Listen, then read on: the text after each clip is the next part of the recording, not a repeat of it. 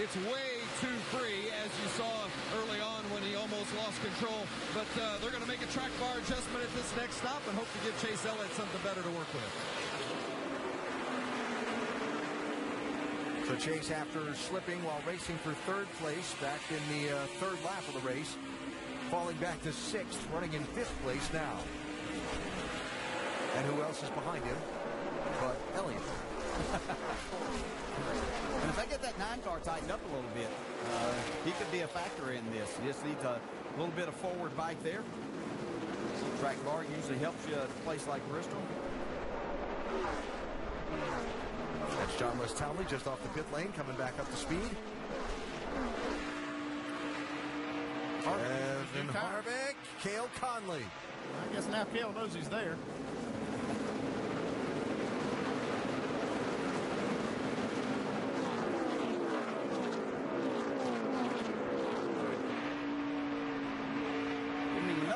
Off turn 4 that time. Isn't that one of the parts you was talking about, the Napa know-how? That's right. Using that bumper.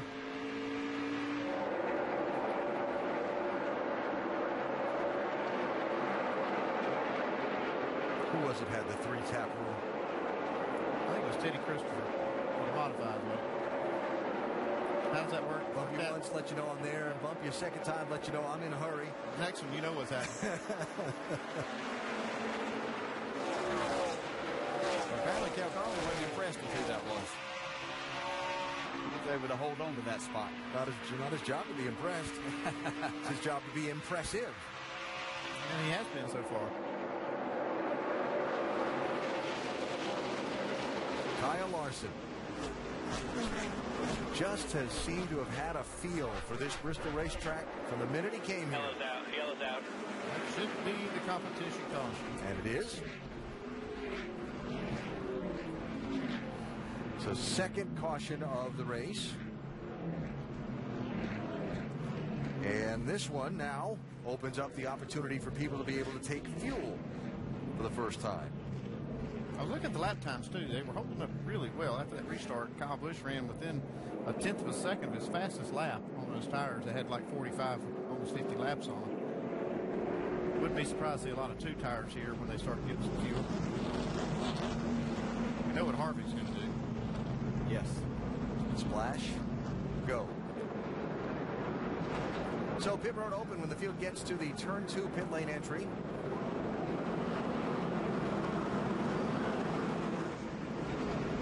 You mentioned Kevin Harvick. He's in 11th position. And he is the driver most forward of those who made the pit stop, and we're looking to make the strategy play here.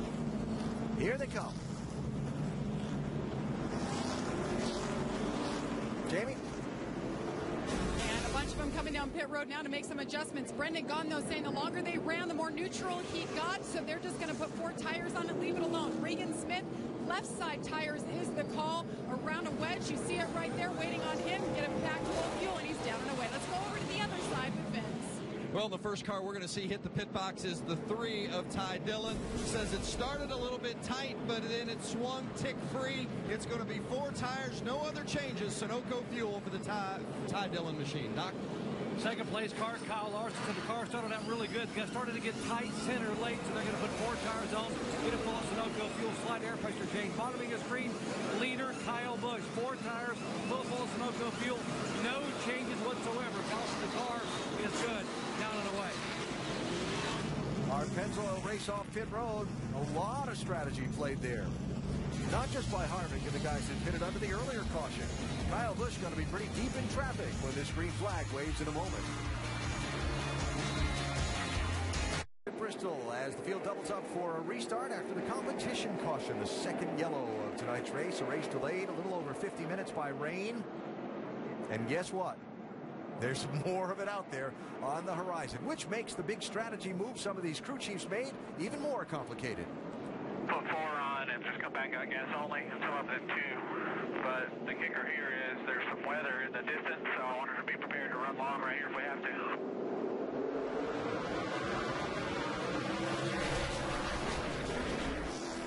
Elliott Sadler, the new leader, with who else? Chase Elliott to his inside.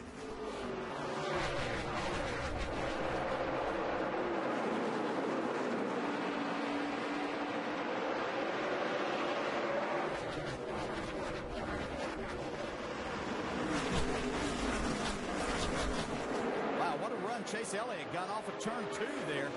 He's trying to make this work on the inside to get the lead. Now look, Sadler going to hold him down a little bit. But you can't really afford to get down there too much because your speed is up on the very top. Nice run by Sadler that time. Whoa. Regan Smith in the 7, getting in a hurry. Looked like Elliott Sadler there slipped just a little bit. Yeah, Chase Elliott's made this now to where he's got to continue with it because there's just a line of cars on the outside, so he's got to try to make this work. Kyle Busch restarted 7th. He's also trying to make the low line work to get back to the race lead. That was Chase Elliott's opportunity right there to slide in between and get in that second spot. Still got an opening now. There he is. Now it's Kyle Busch feeding on the bottom. They're getting ready to find out how good that 54 car is. He can pass these guys on the bottom. They haven't seen anybody be able to do it tonight.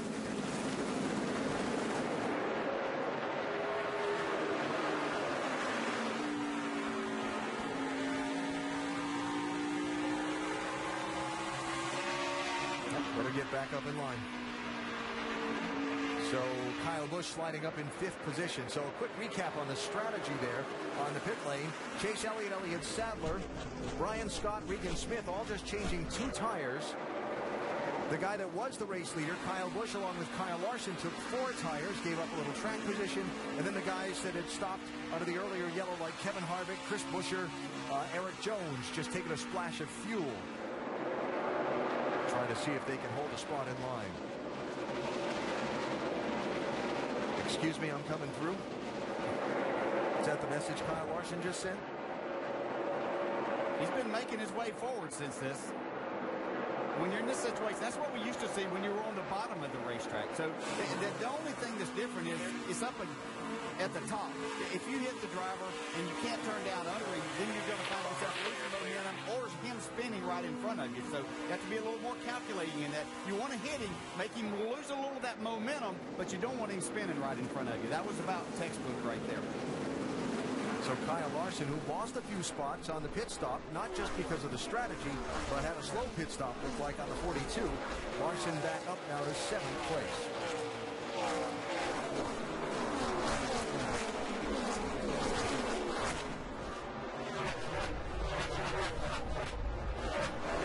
We heard the radio from Ryan Blaney's team just before the restart.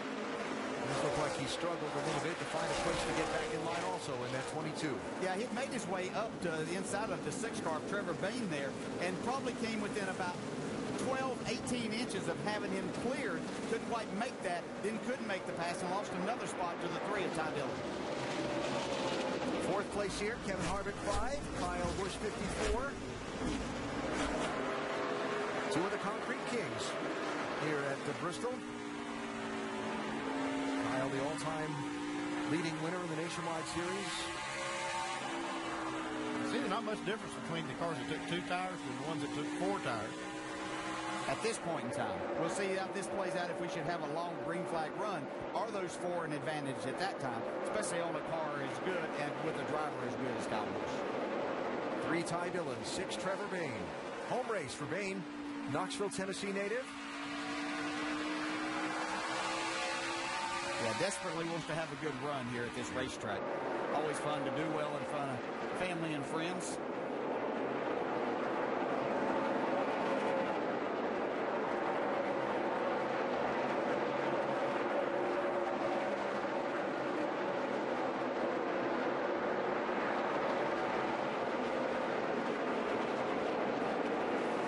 Trying to remember.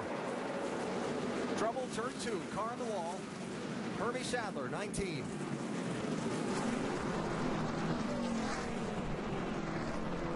You just didn't take off very good.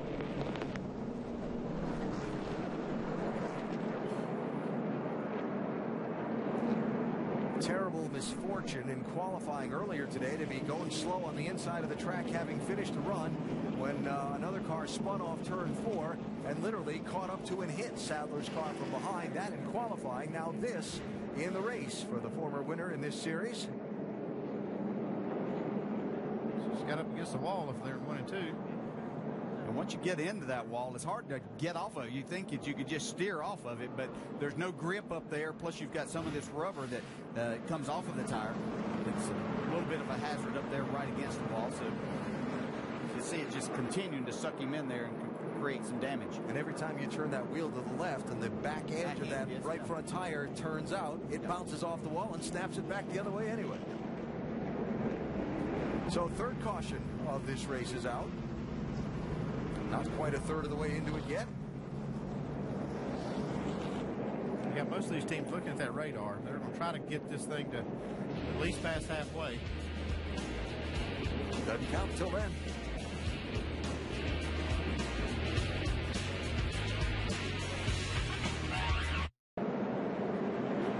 The 75th anniversary of Little League has made its way to championship weekend. Coverage of the 2014 Little League World Series continues tomorrow on ABC at 12:30. The international title game, South Korea, Japan, and then at 3:30 the U.S. championship game, Las Vegas, Nevada against Chicago, Illinois. The Little League World Series presented by Kellogg's Frosted Flakes. Both games available live on Watch ABC.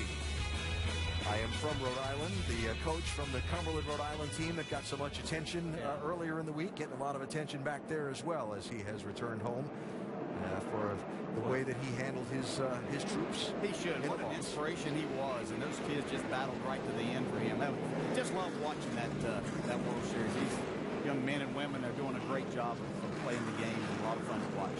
Coach Bilal also a very successful ice hockey coach up in Rhode Island as well, long time along with his dad, who's one of the hockey legends where high school hockey is concerned in coaching.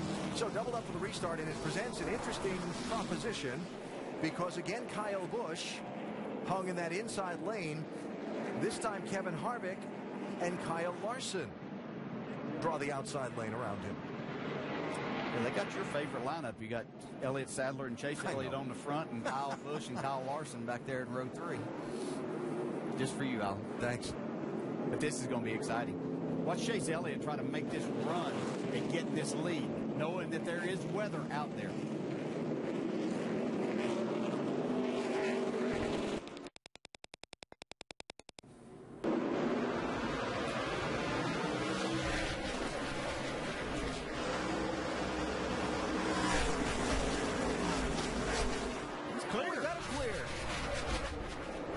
Chase Elliott to the race lead. Larson around Busch to 4th.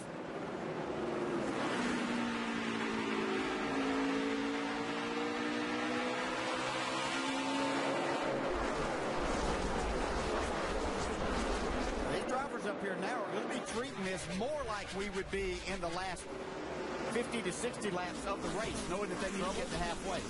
Got a car that gets the inside wall off of turn number 2. Caution's out. Joey Gase. Come right on around. We'll go in down there off of 3.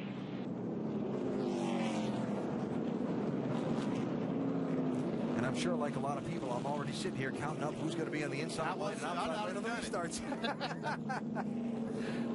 Another good restart coming. Yeah. I already tell you, Kyle Larson's going to be on that outside behind Chase Elliott, and will end up at least in second spot probably.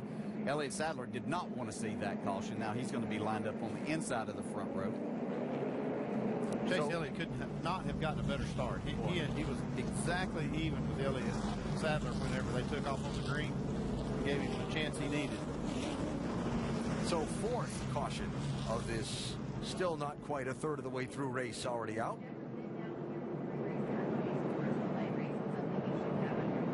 And very few takers on pit road. Tanner Berryhill would be the free pass car on this caution.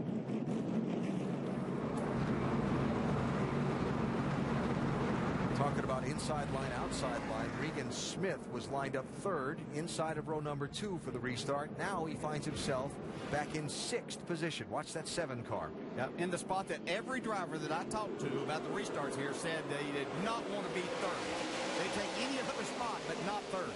He didn't get a very good jump, though. I think that really hurt him.